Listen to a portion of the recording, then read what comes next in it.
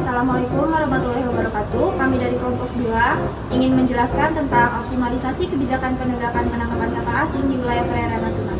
Sebelumnya, perkenalkan, nama saya Lisa Meifa Sofiana, NPM 2361083, dan rekan-rekan saya.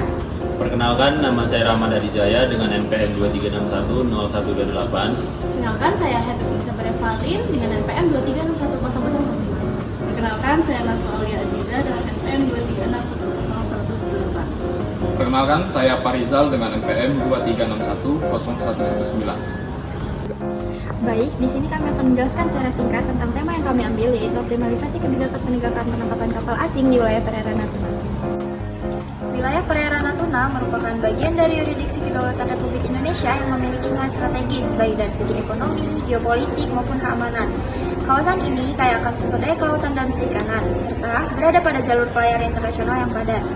Namun, potensi besar ini kerap terganggu oleh aktivitas ilegal, salah satunya penangkapan ikan oleh kapal asing secara ilegal, yaitu illegal fishing. Wilayah perairan Natuna merupakan salah satu kawasan strategis yang kaya potensi sumber daya perikanan, sehingga menjadi sasaran utama aktivitas illegal fishing oleh kapal asing, khususnya dari negara-negara tetangga seperti Vietnam dan Cina. Permasalahan utama yang dihadapi adalah maraknya penangkapan ikan secara ilegal yang mengancam kedaulatan negara, serta kesejahteraan sosial ekonomi masyarakat pesisir Natuna yang sangat bergantung pada sumber daya laut. Baik, masalah yang kami angkat pada poin pertama adalah kendala apa saja yang dihadapi dalam penegakan hukum terhadap pelanggaran oleh kapal asing. Yang dimana contohnya pada tahun 2020, jumlah kapal pelanggar naik menjadi 99 kapal dan bahkan meningkat menjadi 135 kapal pada periode Januari hingga September 2021. Fluktuasi ini dipengaruhi oleh dinamika regional dan pandemi COVID-19. Meski begitu, langkah kolektif segera dilakukan, termasuk peningkatan jumlah armada patroli, penyataan koordinasi lintas sektor, dan modernisasi sistem pengawasan laut. Hasilnya, jumlah kapal pelanggar kembali turun menjadi 83 kapal pada paruh pertama 2022, 70 kapal pada paruh 2023, dan hanya 32 kapal pada periode Januari hingga Mei 2025.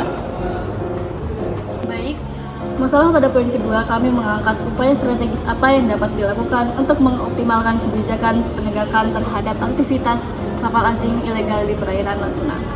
Pada contohnya, di Pusat Komando Digital di Natuna, reformasi hukum juga krusial, termasuk revisi Undang-Undang Nomor 45 Tahun 2009 agar bisa menindak pemilik modal dan kapal induk, yang dimana penyusunan protokol bersama antar lembaga seperti KKP, Bakamla, dan Kejaksaan agar tidak tumpang tindih, dimana pembentukan komando pengawasan terpadu dengan otoritas penuh juga diperlukan agar penegakan hukum cepat dan efektif. Selanjutnya, implementasi. Selain pendekatan hukum dan teknologi, diplomasi maritim dan kerjasama internasional juga memiliki peran penting. Pemerintah Indonesia perlu menegaskan diplomasi maritim dan penegakan hukum internasional perlu dilakukan melalui dengan diplomasi bilateral dengan negara-negara pelanggar seperti Vietnam, Tiongkok, dan juga Filipina untuk menegaskan bahwasanya negara Indonesia memiliki peraturan dan kedaulatannya tersendiri. Nah, dengan kerjasama dengan Filipina untuk menukarkan data intelijen di forum multilateral, Indonesia harus terus menegaskan posisi hukumnya berdasarkan UNCLOS 1992, termasuk menolak klaim sepihak seperti Nine Dash Line yang mencaplok zona wilayah ZEE Indonesia. Dapat mendorong pembukaan mekanisme regional di ASEAN juga dalam memerangi EU fishing, dan tak kalah penting, pemberdayaan masyarakat pesisir di Natuna harus menjadi bagian dari strategi penegakan hukum, karena masyarakat di sana bisa menjadi dari mata dan telinga kita dalam menegakkan hukum, khususnya di wilayah Natuna tersebut. Baik, mungkin beberapa rekomendasi kebijakan singkat yang akan kami jelaskan.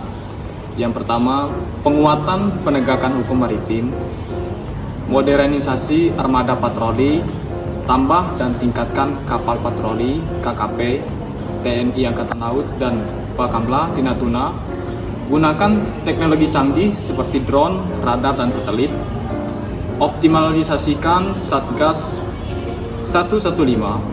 Perkuat Satgas 115 sebagai komando terpadu anti illegal fishing. Beri kewenangan operasional lebih luas. manfaatkan teknologi pemantauan, integritas VMS dan AIAS, bangun pusat komando pengawasan real time di Natuna.